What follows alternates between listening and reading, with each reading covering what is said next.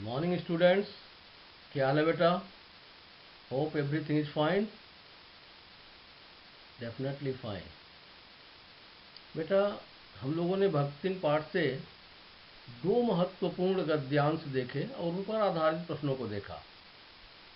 आज हम बाजार दर्शन से एक बहुत इंपॉर्टेंट गद्यांश आपके सामने लेकर आए हैं। ध्यान से देखिए और समझिए कि गद्यांश पर आधारित प्रश्नों के उत्तर कैसे लिखा जाता है। बाजार में एक जादू है। जादू की बात हो गई थी बेटा। मैंने बताया था कि बाजार का जादू क्या है। जादू मीन्स क्या होता है? अट्रैक्शन, आकर्षण। और बाजार में आकर्षण क्या है? फैंसी वस्तुओं की चमक दमक का आकर्षण। तो बाजार का जादू उसके रूप सौंदर्य का जादू है, फैंसी वस्तुओं की चमक दमक और उनका आकर्षण है। तो बाजार में जादू है। वह जादू आंख की राह काम करता है। आंख से हम उसको देखते हैं बेटा, वस्तुओं को आंख से देखते हैं और वह सौंदर्य, फैंसी वस्तुओं का सौंदर्य हमें अपनी ओर आकर्षित कर लेता है बेटा। देखते हैं हम आंख से और सौंदर्य हमें अपनी ओर आकर्षित कर लेता है। तो बाजार में एक जादू है। वह जादू आंख की राह काम करता है। वह रूप का जादू है, रूप सौंदर्य का जादू है, रूप सौंदर्य का आकर्षण है, फैंसी वस्तुओं की चमक दमक का आकर्षण है।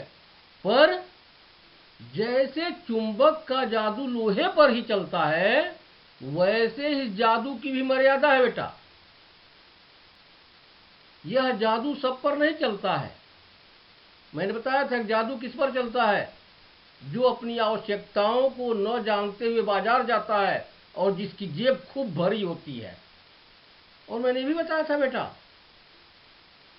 कि जेब खाली होने और आवश्यकताओं को न जानने की स्थिति में भी यह जादू चल जाता है। लोग उधार लेकर के सामान खरीद लेते हैं। तो जेब भरी हो मतलब जेब में पैसे हो, और मन खाली हो मतलब अगर ये आवश्यकताओं का ज्ञान न हो तो ऐसी हालत में जादू का असर खूब होता है। अगर व्यक्ति को अपनी आवश्यकताओं का ज्ञान नहीं है और उसके जेब में खूब पैसे हों तो फिर जादू का असर खूब होता है। जेब खाली पर मन भरा न हो। मन भरा न हो मतलब मन भी खाली हो। अगर व्यक्ति अपनी आवश्यकताओं को नहीं जानता है और उसकी जेब खाली है तो भी यह जादू चल जाएगा। वह उधार का सहारा लेकर के बाजार की वस्तुओं को खरीद लेगा। यह जादू का असर है, जादू की मर्यादा है बेटा। मन खाली है मीन्स अगर आपको अपनी आवश्यकताओं का ज्ञान नहीं है तो बाजार की अनेकानेक चीजों का निमंत्रण उस तक पहुंच जाएगा।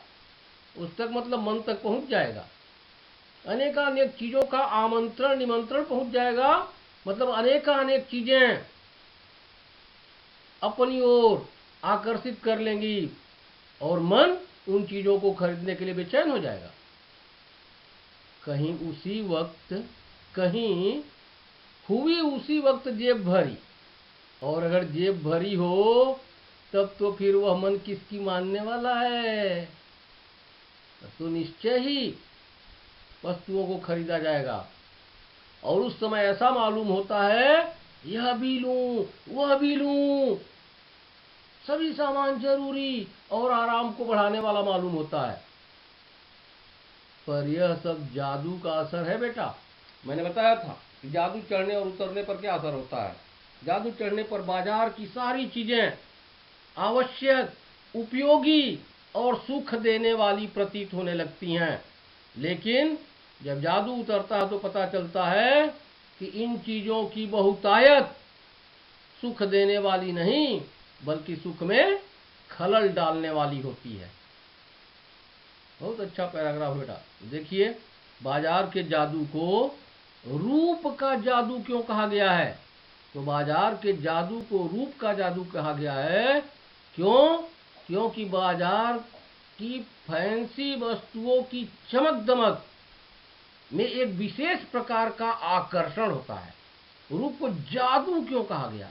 क्योंकि फैंसी वस्तुओं की चमक दमक में एक विशेष प्रकार का आकर्षण होता है जो ग्राहकों को हठात हठात मतलब जबरदस्ती हठात अपनी ओर आकृष्ट कर लेता है।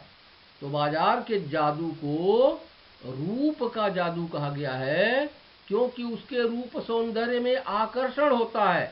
फैंसी वस्तुओं की चमक दमक ग्राहकों को हठात अपनी ओर आकृष्ट कर लेती है। क्लियर?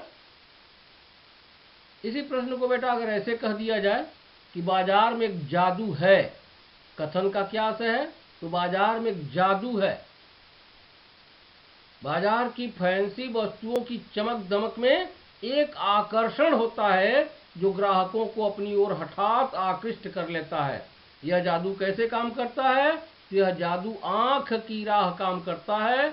हम उन चीजों के सौंदर्य को देखते हैं और उन्हें खरीदने के लिए हमारा मन मचल उठता है। ओके, इस जादू की मर्यादा क्या है बेटा? इस जादू की एक मर्यादा है। जेब भरी हो और मन खाली हो तो यह जादू खूब असर करता है। जेब खाली और मन खाली हो तो भी ये जादू चल जाता है, व्यक्ति उधार का सहारा लेता है। नेक्स्ट है, बाजार का जादू किस प्रकार के लोगों को लुभाता है? किस प्रकार के लोगों को? जो लोग अपनी आवश्यकताओं को न जानते हुए बाजार जाते हैं।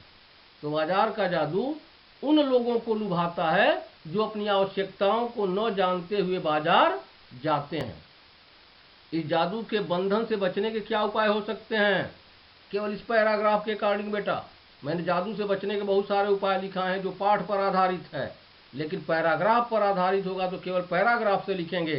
तो इस जादू के बंधन से बचने के लिए सबसे अच्छा उपाय यह है कि हम अपनी आवश्यकताओं को जानते हुए बाजार जाएं। ठीक? क्लियर? एक और देख लीजिए, मन खाली होने का क्या अर्थ है? मन खाली होने का क्या अर्थ है? मन खाली होने का अर्थ अपनी आवश्यकताओं को न जानना है। इसका परिणाम क्या होता है?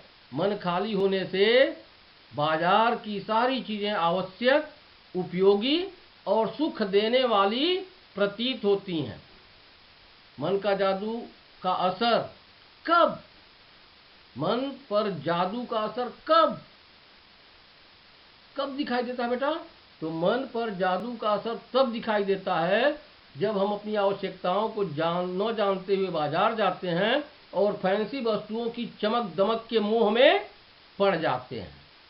ओके स्टूडेंट्स, तो इस तरह से जैसे जैसे प्रश्न बने बेटा वैसे उसका मॉडिफाइड आंसर लिखा जाता है। सेंटेंस मीनिंगफुल होना चाहिए, इस बात का ध्यान रखा जाता है बेटा। ओके स्टूडेंट्स, पैराग्राफ से आंसर कैसे लिखा जाता है इसको आप समझ लीजिए। और कोई भी पैराग्राफ दिया जा सकता है तो मीनिंगफुल सेंटेंस आप लिखना सीखें। मिलता जुलता मैटर उसी में मिल जाता है पैराग्राफ से, और कुछ लेसन से भी लेकर के आंसर बना लिया जाता है बेटा। Okay okay students, all the best.